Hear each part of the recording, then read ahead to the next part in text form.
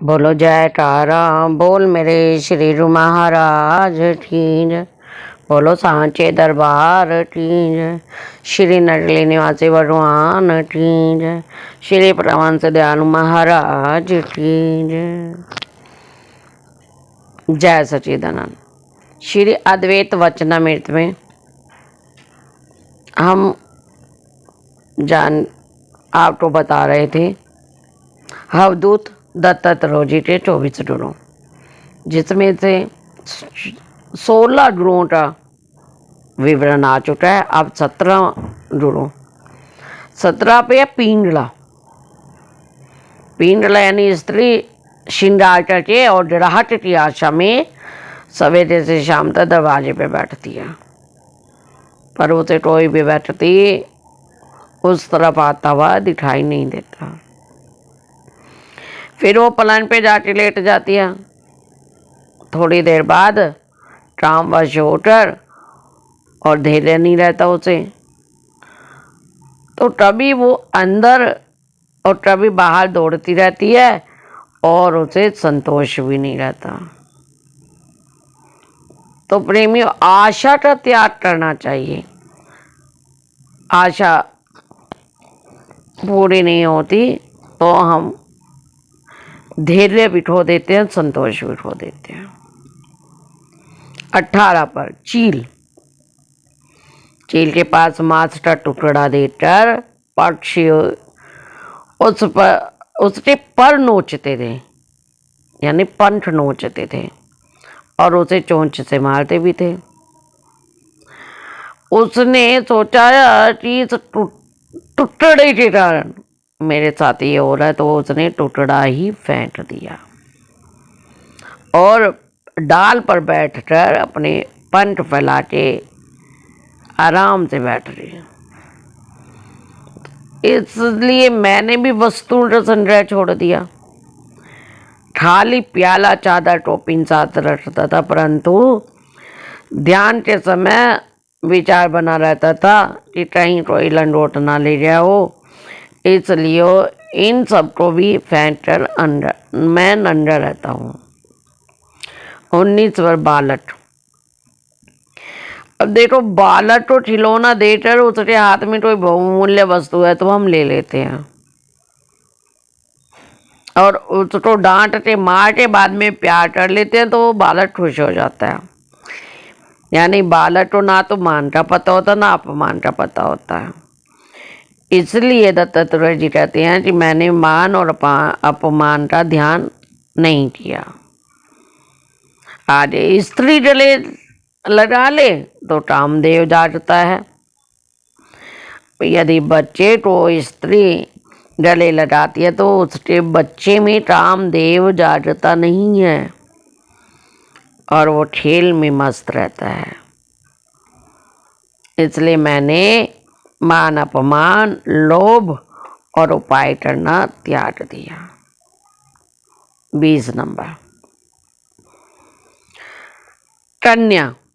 जब अतिथि घर आते हैं और अतिथि के लिए वो धान टूटती है तो उस कन्या की चूड़ियाँ बजती हैं। तो उसने क्या किया, सिर्फ 2 चूड़ी रखी ताकि ठटके ना, पर ठटकना तो मिटा ही ना। उसने क्या किया, एक चूड़ी और तोड़ दी। जब कलाई में एक ही चूड़ी बची तो वो बजना बंद हो गई। इसलिए साधु को अकेला रहना चाहिए। साथ रहने में टल होती है, यानी कि विचारों का मतभेद चलता ही रहता है। 21 तीर। राजा की सवारी हाथी, घोड़े और बाजे राजे के साथ निकली, परंतु तीर ने तीर बनाने के ध्यान में ना सुना। वो तीर बनाने के ध्यान में इतना मगन था कि उसको बाकी कुछ सुना ही ना पड़ा। इसलिए हमने ध्यान की विधि भी उससे सीख ली, क्योंकि दृष्टि, मन और बुद्धि तीनों को लगाना चाहिए, तभी श्रेष्ठ ध्यान होता है। 22 नंबर सांप। देखो प्रेमियों, सांप अकेला ही फिरता है और घर भी नहीं बनाता, और जब रात होती है वहीं किसी बिल में घुस जाता है। इसलिए हमने भी कोई घर न बनाया। रमता जोजी बहता पानी, रदला हो ठहरे रदला होए।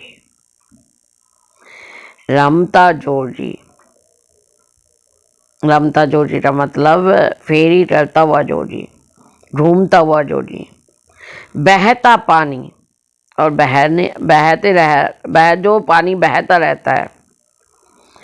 यदि जोजी और पानी बहना छोड़ दें, पानी एक जगह ठहर जाए तो गंदा हो जाता है। उसी तरह वो जोजी के लिए कहते हैं उसे स्थायी स्थान पर, यानी एक जगह नहीं रुकना चाहिए, उसे घूमते रहना चाहिए।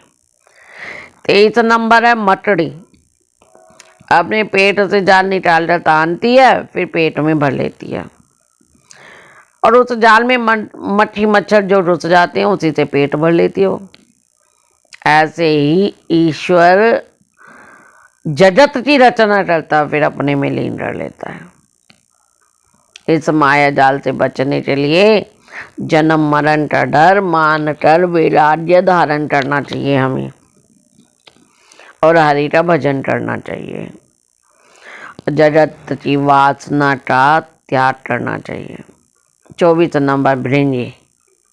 भृंगी कीड़े को पकड़ कर अपने पास रखता है, और उसके ध्यान से कीड़ा भृंगी हो जाता है।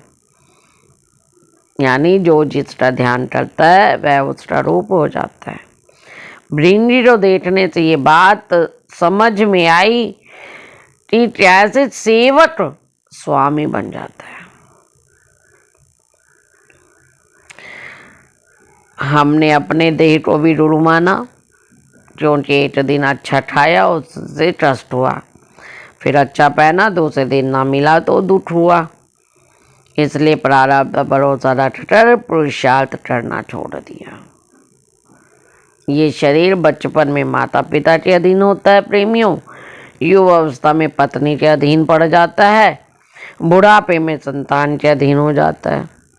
मरकर आग में जले या कोई कीड़े मटोड़े खाएं, इसलिए ये भी अपना नहीं है। हाँ, इस शरीर से एक काम हम निकाल सकते हैं, वो है हरि की प्राप्ति। इसलिए देह अभिमान का त्याग कर देना चाहिए हमें, और हमारे गुरु महाराज ने 24 शरीरों में होकर हर एक के अलग अलग रंग समझाए। ये वचन कहकर श्री परमहंस दयाल जी बोले, देखो अवधूत दत्त जी ऐसा कहती हैं, अब उनके उपदेश को मानना चाहिए अथवा इन लोगों की बात को सुनना चाहिए। ये लोगों की बात सुनते हैं तो ये तो हमें डुबोना चाहते हैं। देखो जीवा के स्वाद से मछली चिड़िया रहती हुई थी। अब संसारी व्यक्ति फकीरों को 2 प्रकार से मारते हैं प्रेमियों, कैसे? अच्छा अच्छा खिलाकर और ठप्पा ठप्पा कर। ठप्पा खिलाना तो आपको समझ आ जाएगा, ठपाने का मतलब है कि संसारिक बातें कर। बोलो मेरे श्री गुरु महाराज की जय, सांचे दरबार की जय। दत्तात्रेय जी के 24 गुरुओं का विवरण अब समाप्त हुआ। आपसे साहेब प्रेम जय सच्चिदानंद। आज ही मिलते हैं। बोलो मेरे श्री निवासी भगवान की जय, श्री परमहंस दयालु महाराज की जय। जय सच्चिदानंद प्रेमियों।